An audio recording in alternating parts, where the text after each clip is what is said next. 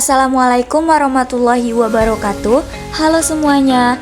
Kami dari kelompok 3 Fisika Eksperimen dengan dosen pengampu Bapak Yohanes Dwi Saputra MSI.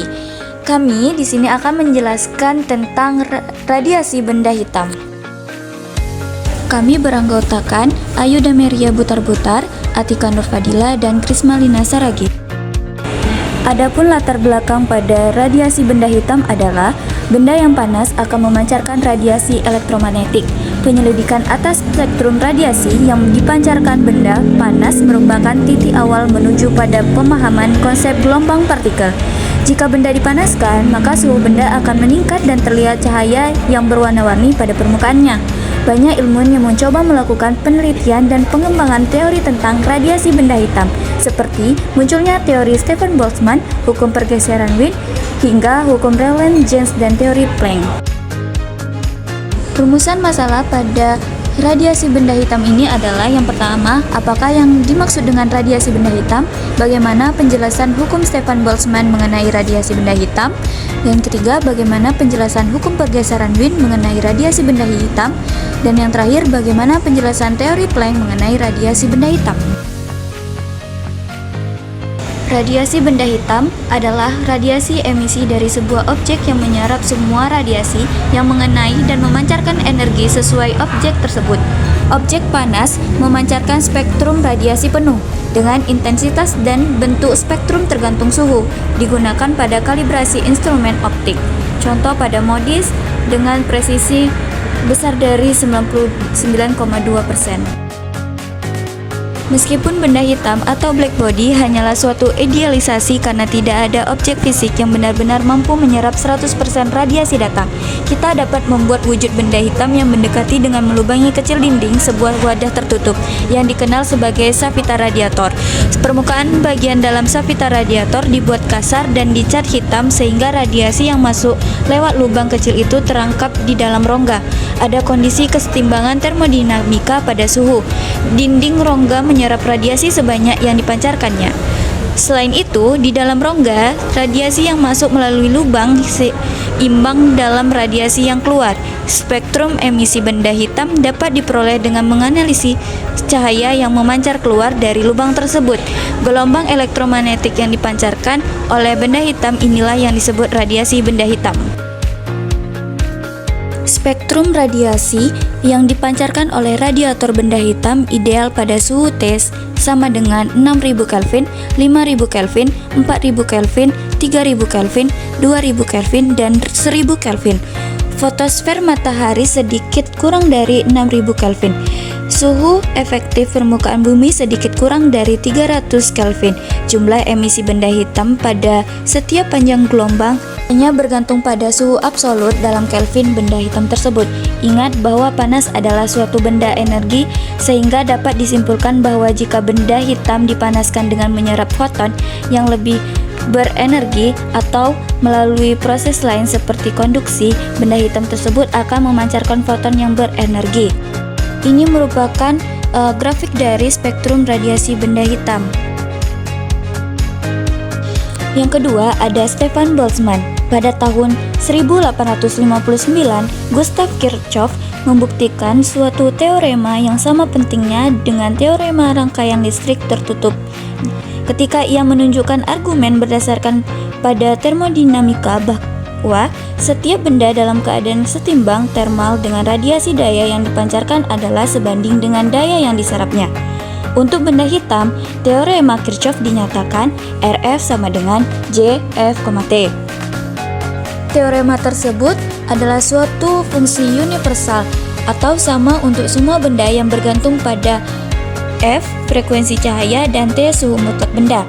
Persamaan ini menunjukkan bahwa daya yang dipancarkan persatuan luas, persatuan frekuensi oleh suatu benda hitam bergantung hanya pada suhu dan frekuensi cahaya, dan tidak bergantung pada sifat fisika dan kimia yang menyusun benda hitam. Ini sesuai dengan hasil pengamatan. Perkembangan selanjutnya untuk memahami karakter universal dari radiasi benda hitam datang dari ahli fisika Australia, Joseph Stefan, lahir pada 1835 hingga 1893. Pada tahun 1879, ia mendapatkan benda hitam panas. I total atau intensitas radiasi total adalah sebanding dengan pangkat 4 dari suhu mutlak. Karena itu, bentuk persamaan empiris hukum Stefan ditulis sebagai berikut. I total sama dengan RF, DF sama dengan T pangkat 4. Di mana I total adalah intensitas daya persatuan luas radiasi pada permukaan benda hitam pada semua frekuensi. RF adalah intensitas radiasi persatuan frekuensi yang dipancarkan oleh benda hitam. T adalah suhu mutlak benda. Sigma sama dengan tetapan Stefan Boltzmann, yaitu 5,67 kali 10 pangkat minus 8 Wm pangkat 2 K minus 4. Untuk benda panas yang bukan benda hitam akan memenuhi hukum yang sama, hanya diberi tambahan koefisien emisivitas E yang lebih kecil dari 1. Pada tahun 1879, Joseph Stefan melakukan pengukuran daya total yang dipancarkan oleh benda hitam. Dia menyatakan bahwa energi radiasi tiap detik itu sebanding dengan pangkat 4 suhu mutlaknya. 5 tahun kemudian, Ludwig Boltzmann menurunkan rumus yang sama. Persamaan yang didapat dari hubungan ini dikenal sebagai hukum Stefan Boltzmann, yang bunyinya adalah energi yang dipancarkan oleh suatu permukaan dalam bentuk radiasi kalor tiap satuan waktu Q per T sebanding dengan luas permukaan A dan sebanding dengan pangkat 4 suhu mutlak permukaan. Secara matematika dapat ditulis P sama dengan Q per T sama dengan sigma T pangkat 4. 3. Hukum pergeseran Wien. Koefisien Wien, yang dinamakan sesuai dengan fisikawan Wilhelm Wien, adalah salah satu konstanta fundamental dalam radiasi benda hitam. Wien menyatakan bahwa panjang gelombang pada puncak spektrum berbanding terbalik dengan suhu absolut benda. Koefisien ini menghubungkan suhu benda hitam dengan panjang gelombang puncak dari radiasi yang dipancarkannya. Hukum Wien merupakan hukum pergeseran maksimum spektrum benda hitam dengan rumus lambda max sama dengan B per T dengan nilai B 2897 mikrometer Kelvin. Model ini dibuat dengan menganggap benda hitam sebagai sebuah silinder yang berisi radiasi benda hitam atau gelombang elektromagnetik. Dinding silinder ini bersifat sebagai pemantul sempurna dan sebagai piston yang dapat bergerak turun naik. Radiasi ini mampu memberikan tekanan pada piston yang mirip dengan tekanan gas pada piston. Dengan ekspansi adiabatik isotermik, kita dapat menghitung usaha yang dilakukan oleh tekanan radiasi ini sebagai fungsi intensitas. Wien juga berhasil menghitung distribusi intensitas sebagai fungsi panjang gelombang untuk suhu tertentu. Ia memperoleh rumus IL sama dengan A per L pangkat 5 eksponensial min E per L kali T. 4. Hukum Rayleigh-Jeans.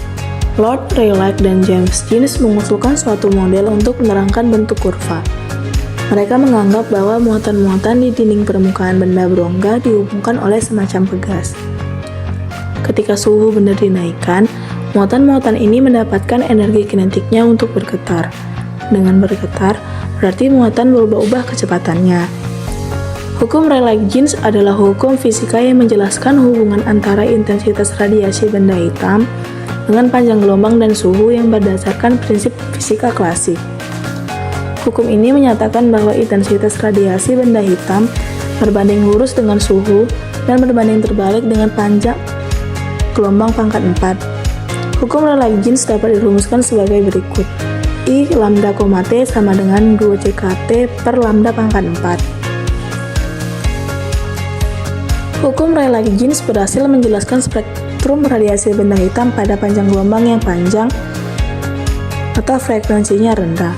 Namun hukum ini mengalami masalah pada panjang gelombang yang pendek atau frekuensinya tinggi yang dikenal sebagai bencana ultraviolet.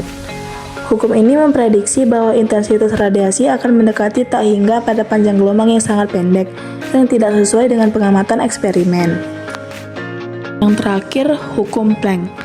Pada tahun 1901, Max Planck memecahkan bencana ultraviolet. Bencana ultraviolet adalah kesalahan pada panjang gelombang pendek dalam hukum Rayleigh-Jeans. untuk energi yang dipancarkan oleh benda hitam ideal. Hukum Planck menjelaskan rapat spektrum radiasi elektromagnetik yang dilepaskan benda hitam dalam kesetimbangan termal pada temperatur T. Hukum ini mengambil namanya dari Max Planck yang mengusulkannya pada tahun 1901. Hukum ini adalah pionir bagi fisika modern dan mekanika kuantum. Hukum Planck menentukan distribusi intensitas spektral radiasi benda hitam dengan rumus D lambda, T sama dengan 2Hc pangkat 2 per lambda pangkat 5 dikali 1 per eksponensial Hc per lambda Kt kurang 1, di mana H sama dengan konstanta Planck, C kecepatan cahaya, dan K konstanta Boltzmann.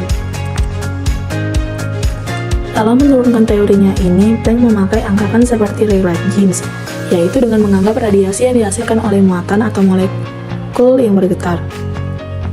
Di samping itu, ia menambahkan dua asumsi atau anggapan yang sangat berani dan kontroversial mengenai osilasi molekul-molekul pada dinding benda yang berongga. Yang pertama, molekul-molekul yang berisolasi akan memancarkan energi diskrit atau tidak terkontinu dengan rumus E sama dengan N dikali H dikali F, dengan N merupakan bilangan bulat positif yang dinamakan dengan bilangan kuantum, dan F merupakan frekuensi getaran molekul-molekul ini. Energi dari molekul dikatakan terkuantisasi dengan keadaan di mana energi yang diperbolehkan dalam keadaan kuantum. Yang kedua, molekul memancarkan atau menyerap energi dalam satuan-satuan energi yang diskrit yang dinamakan kuanta atau foton. Setiap foton memiliki energi sebesar H dikali F. Molekul akan memancarkan atau menyerap energi hanya ketika ia berubah keadaan kuantumnya. Jika ia tetap pada suatu keadaan kuantum, tidak ada energi yang dipancarkan atau diserap. Dengan asumsinya yang berani dan radikal ini, Planck berhasil mempelopori terbukanya cabang fisika yang baru, yaitu mekanika kuantum.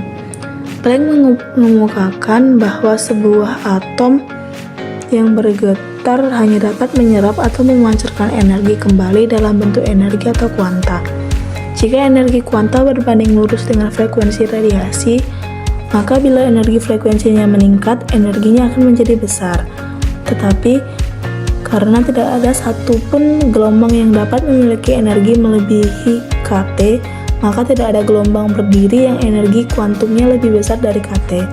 Ini secara efektif membatasi intensitas radian frekuensi tinggi, sedangkan panjang gelombang pendek. Dengan demikian, memecahkan persoalan bencana ultraviolet.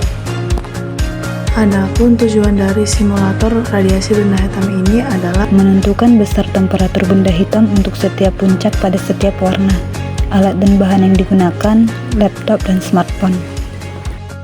Berikut adalah tampilan simulasi radiasi benda hitam pada aplikasi PET.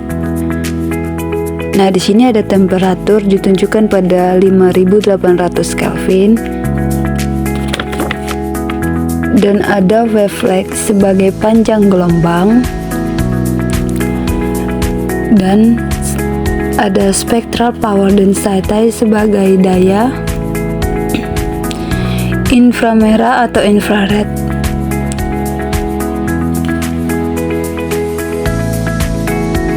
Visible adalah cahaya tempat dan ultraviolet.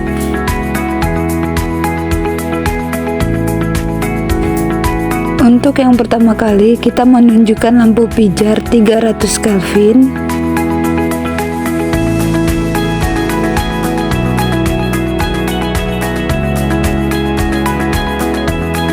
Dan menunjukkan 0,966 nm.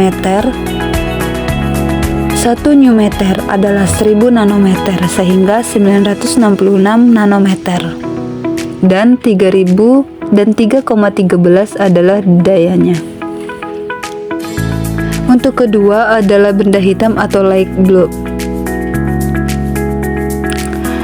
Untuk benda hitam ini kita menggunakan di angka 4000 Kelvin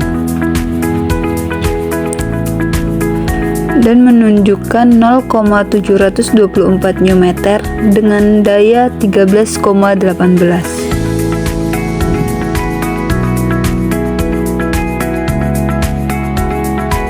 Ini menunjukkan pada cahaya berwarna merah. Dan untuk matahari atau berwarna biru menunjukkan 5800 Kelvin pada panjang gelombang dengan panjang gelombangnya 0,487 nm.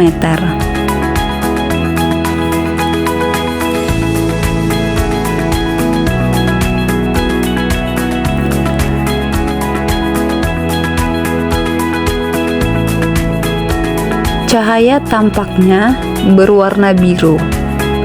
Kemudian pada bintang Sirius A kita mengambil dengan angka 10.000 Kelvin.